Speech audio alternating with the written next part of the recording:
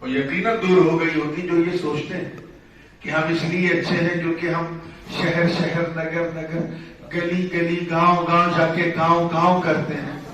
ان سے کہنا ہے گووں کی جماعت ملا جی ہم اس لیے اچھے نہیں ہیں, ہم اس لیے اچھے ہیں کیونکہ ہمارے مصطفیٰ اچھے ہیں. ہم اس لیے شاندار ہیں کیونکہ ہمارے آقا شاندار ہیں. ہم اس لیے لاجواب کیونکہ ہمارے مصطفیٰ لاجواب. یہ کتنا بڑا احسان ہے کہ مصطفیٰ نے قدم ناز رکھا تو یہ امت خیر امت بن گئی.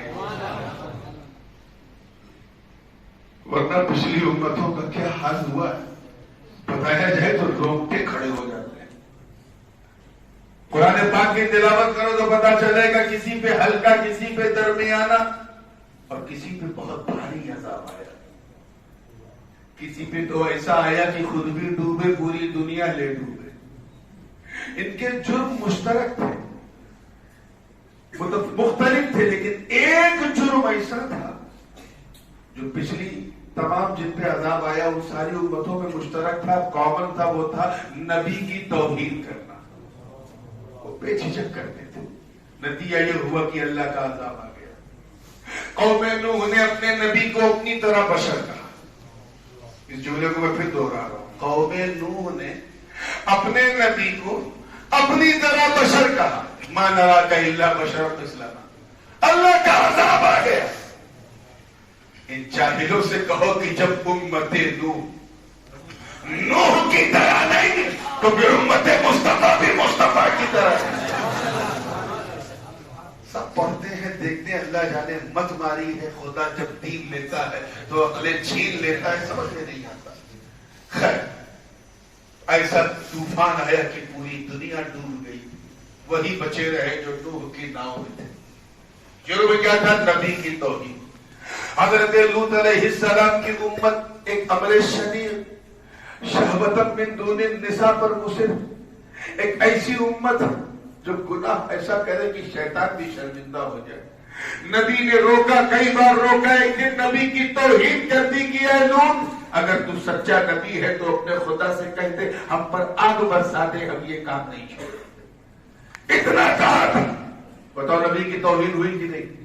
زور سے بولو. 61 ہوئی نا. آواز آئی وَأَمْطَرْنَا عَلَيْهِمْ مَطَرًا فَسَاءَ مَطَرُ الْمُنذَرِينَ. آسمان سے آگ کے گولے انگارے ایسا گرے. آج بھی جا کے دیکھو وہ فلسطین اور زرقا کی وہ وادی جہاں قوم لوط آباد تھی, آج بھی تقریباً 4 ساڑھے 4 5 ہزار سال ہو گئے, ابھی بھی زمین کالی ہے. جرم کیا تھا؟ نبی کی توہین کرنا. زور سے بولو. جو میں اس لیے زور سے کہلوا رہا ہوں تاکہ جو لوگ توہین کرتے ہیں ان کا معدہ خراب ہو جائے. توجہ کے ساتھ. قوم عاد و ثمود انہوں نے اپنے نبیوں کی توہین کی. ایسا عذاب آیا کہ قرآن پاک میں پورا ایک رکوع اس پر الحاقۃ ما الحاقۃ وما ادراک ما الحاقۃ كذبت ثمود وعاد بالقارعة فأما ثمود فأهلكوا بالطاغية وأما عاد فأهلكوا بريح صرصر عاتية سخرها عليهم و8 أيام حسوما فترى القوم فيها سرعى كأنهم أعجاز نخل خاوية إلى آخر الواقعة. 7 دن 8 رات تک قوم سمود پر وہ آندھی طوفان بپارا, کبھی نیچے کبھی اوپر ہوا میں اڑ رہے تھے. لوگ زمین پہ گرتے تھے تو ایسا لگتا تھا جیسے کھجور کے پیڑ سے چھال ٹپک رہی. جرم کیا تھا؟ نبی کی توہین کرنا. زور سے بولو. توہین کرنا. آپ کو ڈرانا مقصود نہیں, اس چیز کو ریئلائز کرو, اینالائز کرو کہ کتنی آسانی سے عذاب آ جاتا تھا, کتنی آسانی سے آ جاتا تھا. کسی کو بندر بنا دیا, کسی کو جانور بنا دیا, پتھر آسمان سے برسے, کیا کیا نہیں ہوا. مگر احسان دیکھو, اللہ کا احسان دیکھو مومنین پر کہ نبی نے اپنا قدم مکے کی زمین پہ رکھا, عذاب آنا بند.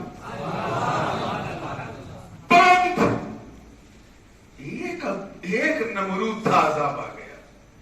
ایک شداد تھا, عذاب آ گیا. ایک حامان تھا, عذاب آ گیا. ایک فرعون کا عذاب آ گیا.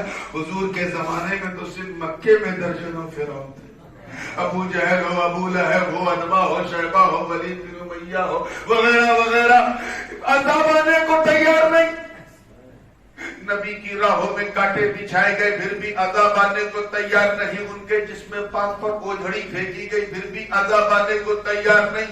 انہیں ستایا گیا, طائف کی زمین پہ جسم پاک کو رگڑا گیا پھر بھی عذاب آنے کو تیار نہیں. ان کے راہوں میں مشکلیں پیدا کی گئی. شاب ابی طالب میں 3 سال تک انہیں نظر بند رکھا گیا پھر بھی عذاب آنے کو تیار نہیں. مجبوراً مصطفیٰ کو مکہ چھوڑنا پڑا پھر بھی عذاب آنے کو تیار نہیں. اتنی توہین کی بدر و احد, خیبر و خندق میں اس کے سدے باپ کے لیے نبی کو تلوار اٹھانا پڑا پھر بھی عذاب آنے کو تیار نہیں. راز کیا؟ کسی نے نبی کو کاہن کہا, کسی نے قرآن کی آیات سن کے نبی کو شاعر کہا, کسی نے ان کو جوتشی کہا, کسی نے معاذ اللہ ان کو مجنون پاگل کہا, کسی جس کے منہ میں جو آیا پکتا تھا. لیکن نہ آسمان ٹوٹنے کو تیار, نہ کہکشاں لرزنے کو تیار, نہ سورج بکھرنے کو تیار, نہ آگ برسنے کو تیار, نہ آندھی ایسی کہ جو پوری دنیا اڑا دے آنے کو تیار. ارے نبی تو نبی کی ظاہری زندگی کے بعد صدیق اکبر نے مورچہ سنبھالا, سامنے منکرین زکات آ گئے پھر بھی عذاب نہیں آیا. سبائیوں نے فاروق اعظم کو شہید کر دیا پھر بھی عذاب نہیں آیا. بغائیوں نے حضرت عثمان کو شہید کر دیا پھر بھی عذاب نہیں آیا.